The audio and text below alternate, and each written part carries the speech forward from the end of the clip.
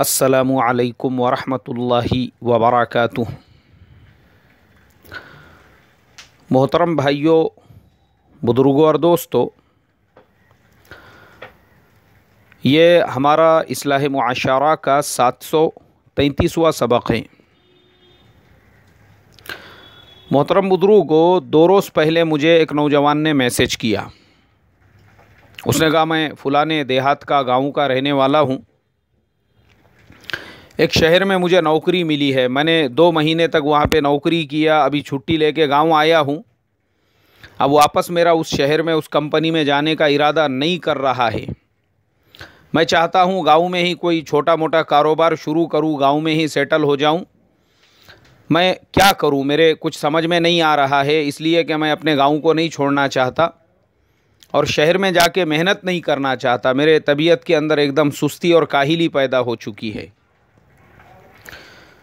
मोहतरम बुज़ुर्गों, ये सवाल पढ़ने के बाद मैं थोड़ी देर सोचने पे मजबूर हो गया। हमारी आज की नस्लों को, हमारे आज के नौजवानों को और हम मुसलमानों को आज क्या हो चुका है। आज का मुसलमान, इसको बैठी कमाई चाहिए। ये मेहनत नहीं करना चाहता, ये खेत में हल नहीं मारना चाहता, ये काम नहीं करना चाहता, ये मजदूरी नहीं करना चाहता, ये किसी भी किस्म का मेहनत वाला काम नहीं करना चाहता, बल्कि ये चाहता है इसको इंस्टेंट कमाई कहीं से मिल जाए। कहीं पे पैसा लगाओ, पैसा लगाने के बाद हर महीने कुछ ना कुछ वहाँ से रिटर्न मिलना चाहिए। इसी चक्कर के अंदर पता चला लोगों के लाखों करोड़ों रुपये कई कंपनियां लेके रफू चक्कर हो चुकी हैं। उसके बाद में कहीं पे कुछ दुकानें ले लो, कहीं पे कोई मकान ले लो, उसका भाड़ा आ सके, इनकम आ सके। मतलब ये है भाई, मैं मेहनत नहीं करूँगा, मुझे बैठी कमाई चाहिए। अल्लाह हिफाजत फरमाई। और हमारे कंपैरिजन में अगर हम सहाबा इकराम रिज़वानुल्लाहि ताला अलैहिम अजमाइन की ज़िंदगियों को देखेंगे, देखो सहाबा की ज़िंदगियों को, सहाबा इकराम की सबसे बड़ी जो तादाद मक्का मुकर्रमा और मदीना मुनव्वरा के अंदर या तो मुहाजिरीन थे या तो अंसार थे।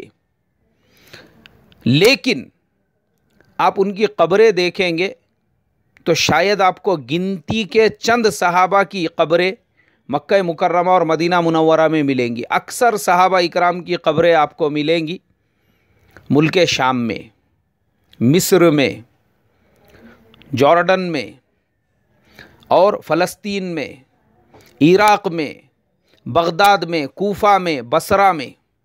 ये तो अरब मुल्क हो गए। इसके बाहर चले जाओ, अफ्रीका में, हबशा में और लीबिया में, मराकिश में, अलजाज़ाइर में, पूरे अफ्रीका में सहाबा इकराम की कब्रें। अच्छा, सिर्फ अफ्रीका नहीं, उससे आगे स्पेन में आज भी सहाबा इकराम की कब्रें हैं। आर्मेनिया, बुल्गारिया में आज भी सहाबा इकराम की कब्रें हैं। यहाँ तक कि हमारे मुल्क हिंदुस्तान के अंदर सहाबा इकराम की कब्रें हैं। हमारे से और आगे बढ़ जाओ, इंडोनेशिया, मलेशिया, यहाँ तक कि चाइना में भी सहाबा इकराम रिज़वानुल्लाहि ताला अलैहिम अजमाइन की कब्रें हैं। मोहतरम बुज़ुर्गों, पता ये चला हम खाली नाम लेने वाले हैं, सहाबा का नाम। आज यही हो चुका है। हमारी ये मुनाफिकत और हमारा ये दोगलापन है। हमारे बयानों में सहाबा इकराम के मुजाहिदों के वाक़ियात सुनने के लिए मिलेंगे, पढ़ने के लिए मिलेंगे, लेकिन प्रैक्टिकल लाइफ में अगर हम आए तो मुजाहिदा तो दूर की बात है, उसकी तो हवा भी नहीं लगी हमको। हम तो तायुश परस्त बन के बैठे हुए हैं। मेहनत नहीं करना चाहते, हम मजदूरी करना नहीं चाहते। कहीं पे हमको जॉब मिली, नौकरी मिली, काम मिला, नहीं, वो करना नहीं चाहते। हमने एक्चुअल में ये सब चीज़ों को दुनियादारी समझ लिया। हमारा मेंटली प्रॉब्लम तो यहीं से शुरू हुआ। आज हमने दीन को, दुनिया को, दोनों को अलग कर दिया तो हमारा नज़रिया भी चेंज हो गया।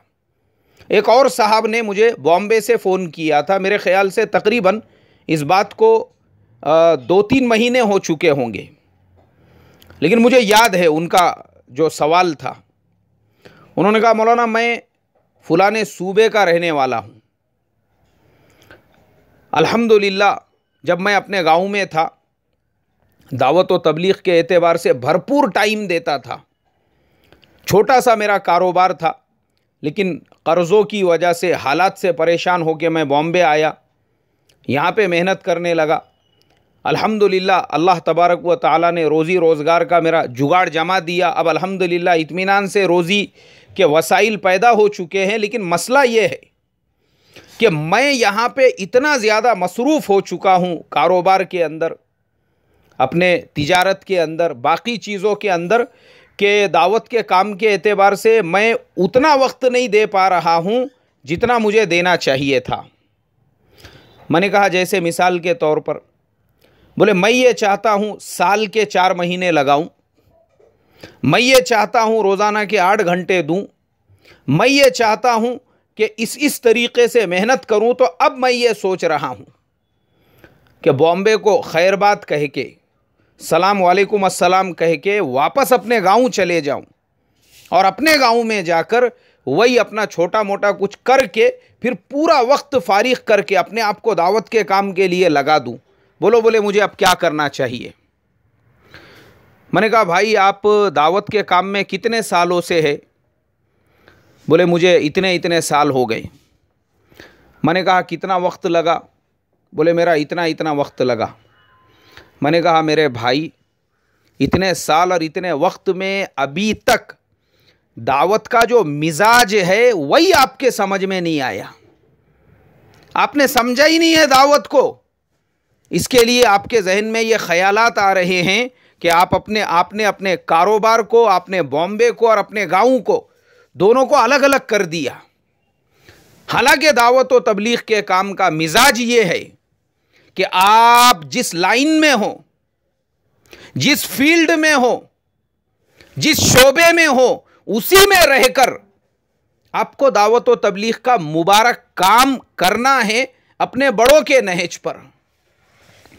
अब आप ये सोच रहे हैं कि मैं दावत को अलग कर दूं और अपने कारोबार को अलग कर दूं और बॉम्बे को एक तरफ कर दूं और गांव खेड़े को एक तरफ कर दूं और फिर मैं दावत का काम करूं, तो ये आपकी अपनी नई तरतीब है। और ये जो फितने पैदा होते हैं या ऐसे ही घड़ी हुई तरतीबों की वजह से, अपनी तरतीब चल रही है, घड़ दिए एक अपना तरीक़ेकार, क्यों? बड़ों के मंशे को, मिजाज को समझे नहीं, इसके लिए फितने पैदा हो रहे हैं। मैंने कहा बड़ों का मंशा, हमारे बड़े क्या फरमाते हैं कि आप जिस लाइन में हो, बॉम्बे में काम कर रहे हैं आप बॉम्बे के काम को संभालते हुए, बॉम्बे की तिजारत को संभालते हुए, बॉम्बे के कारोबार को संभालते हुए, उस सब के साथ में 5 काम कीजिए, उसके साथ में मस्जिद वार जमात में बैठिए, उसके साथ में महीने के 3 दिन लगाइए, 10 दिन लगाने की ज़रूरत नहीं है आपको। उसके साथ सिर्फ साल का चिल्ला लगाइए, 4 महीने लगाने की अभी ज़रूरत नहीं है आपको।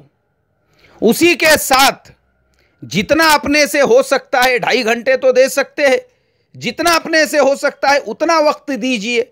आपको कौन बोला बॉम्बे का कारोबार छोड़ के, बॉम्बे की जो आपकी सेट लाइन है उसको लात मार के अपने गांव जाकर वहां 8 घंटे लगाओ, वहां 4 महीने लगाओ, वहां पे जो है अपनी पूरी तरतीब अपने मन के हिसाब से, अपने दिल के एतबार से जो है एक नई तरतीब बनाओ। मेरे मोहतरम बुजुर्गों, मैं बड़े ही अदब के साथ, ख़ास तौर पे हमारे दावत का काम करने वाले साथियों से बड़े अदब के साथ मैं कहूँगा, वो ये ना समझे कि मौलाना बड़े सख्त अल्फाज इस्तेमाल कर रहे हैं। ये सख्त अल्फाज नहीं है भाई मेरे, मैं वही बोल रहा हूँ जो हमारे बड़ों का मंशा है। असल में हो ये रहा है, हम अपने दिल से, एक साथी को मैं मिला, बोले यार मेरे से दीन का काम यहाँ पे हो नहीं रहा है, नमाज़ों की पाबंदी नहीं हो रही है, कुरान पाक की तिलावत बराबर से नहीं हो रही है, इस मुल्क के अंदर आँखों की हिफाजत नहीं हो रही है। मैं बोला भाई फिर क्या करते? कुछ भी नहीं। बोले मैंने सऊदी अरब की एक कंपनी में अप्लाई किया हूँ, आप थोड़ा सा दुआ फरमाएं, अल्लाह तबारक व तआला मेरा वहाँ पे एप्लीकेशन एक्सेप्ट करा दे और मुझे वहाँ पे नौकरी मिल जाए। मैं बोला क्यों भाई, वहाँ जाके क्या करना चाहते? बोले नहीं, वहाँ जाऊँगा तो पूरा इस्लामी माहौल रहेगा, इस्लामी शरीयत के अंदर ज़िंदगी गुजरेंगी, नज़रों की भी हिफाजत होंगी और कुरान की भी बराबर से तिलावत होंगी और नमाज़ों का भी एहतमाम होगा और पूरा क्या पूरा मैं अपने आप को दीन के लिए लगा दूँगा। मैंने कहा ये आपके जहन में जो ख्यालात आ रहे हैं ये सिर्फ शैतानी वसवसे है, उसके अलावा कुछ नहीं है। आपको पता है, अगर आप किसी कुफरिस्तान के अंदर है, उस मुल्क में आप अपनी आंखों की हिफाजत कर रहे हो, अल्लाह तबारक व तआला आपको जो सवाब अता फरमाएंगे उसका अंदाजा भी नहीं लगा सकते। आप मसरूफ है अपनी दुकान में, अपने कारोबार में, वो सब की कुर्बानी देकर एक ऐसे मुल्क के अंदर जहां पे आप नमाज पढ़े तो पढ़े, नहीं पढ़े तो नहीं पढ़े, फिर भी आप अल्लाह की रजा, उसकी खुशनुदी के लिए मस्जिदों को आबाद कर रहे हो, अरे उस पर जो सवाब मिलेगा तुम अंदाजा भी नहीं लगा सकते। वहां तो पढ़ना ही पढ़ना है। क्यों? अजान होते ही दुकानें बंद करना, यह गवर्नमेंट का हुक्म है। तो वहां जो नमाजें हो रही है वो कोड़े की डर से, और यहां जो हो रही है अल्लाह के डर से। इसीलिए नबी पाक सल्लल्लाहु अलैहि वसल्लम ने हम हिंदुस्तान और वो दुनिया के सारे लोग जो कुफरिस्तानों में आबाद है उनके लिए ये फजीलत 1450 साल पहले बयान फरमा दी थी। फरमाया, मेरे सहाबा, एक जमाना ऐसा आएगा, उस जमाने में जो लोग इबादतें करेंगे, आज जितना तुम कर रहे हो, अगर वो कौम उसका 10वां हिस्सा भी करेगी, अल्लाह तबारक व तआला तुम्हारे 100वें हिस्से के बराबर उनको सवाब अता फरमाएंगे। फरमाया, आए अल्लाह के नबी, अगर वो हमसे 90% कम करके हमारे बराबर सवाब हासिल करेंगे तो उनमें ऐसी क्या खुसूसियत होंगी? अल्लाह के नबी ने फरमाया, मेरे सहाबा, वो कौमें वो होंगी जिन्होंने ना अल्लाह के नबी को देखा है, ना कुरान को उतरते हुए देखा है, और फिर भी वो मेरे इश्क में, मेरी मोहब्बत में, मेरे सुन्नतों को जिंदा करने के लिए और अल्लाह के हुक्मों को अदा करने के लिए अपने जान माल वक्त की कुर्बानियां देंगे और अल्लाह तबारक व तआला के अहकामात और मेरी सुन्नतों पर अमल करेंगे। ये फजीलत बयान की और कहा, मेरे सहाबा, तुम जो कर रहे हो, अल्लाह का नबी तुम्हारे दरमियान में मौजूद है, मैं अल्लाह का नबी तुम्हारे दरमियान में मौजूद हूं और कुरान तुम्हारी नजरों के सामने नाजिल हो रहा है। तो जो तुम्हारी इबादतें हैं अल्लाह के नबी की मौजूदगी में है, लेकिन वो कौमें वो होंगी जो सैकड़ों सालों बाद आएंगी, लेकिन अल्लाह तबारक व तआला की इबादतें, अल्लाह के नबी की सुन्नतों को ज़िंदा करने का जो शौक़ और जज्बा उनके अंदर होगा, अगर वो तुमसे 90% कम यानी तुम्हारे इबादतों का 10वां हिस्सा भी करेंगे, अल्लाह तुम्हारे बराबर उनको सवाब अता फरमाएगा। हदीस है मेरे मोहतरम बुजुर्गों, अल्लाह के नबी सल्लल्लाहु अलैहि वसल्लम की। ये हमारे लिए क्यों नहीं देखा हमने? अल्लाह के नबी को नहीं देखा, हमने कुरान को उतरते हुए नहीं देखा, हमने ना सहाबा का ज़माना देखा, ना ताबीईन का देखा, ना तबे ताबीईन का देखा, लेकिन फिर भी अल्लाह के हुक्मों को ज़िंदा करने का शौक़ और ज़ौक़ हमारे दिलों के अंदर है। तो इसके लिए ये अपने दिल से घड़ घड़ के नए डेफिनेशन मत बनाओ दीन के। सुस्ती आ रही है, काहिली आ रही है तो काम करने तैयार नहीं, और सहाबा ने मुल्क छोड़ दिए अपने और दोनों काम किए, तिजारतों के साथ में दावत का काम किया। दावत असल में उनका मकसद था, तिजारत को ज़रूरत के दर्जे में रखा तो उन मुल्कों को मुसलमान बना दिया। आप भी तो दावत को मकसद बनाओ कि वहाँ जो दूसरे मुसलमान होंगे मैं उनको कैसे दीन की दावत दूँ, अपने गैर ईमान वाले भाइयों को अपने अखलाक से कैसे मुतासिर करूँ। अरे इबादत बनेगा आपका काम भी आपके लिए।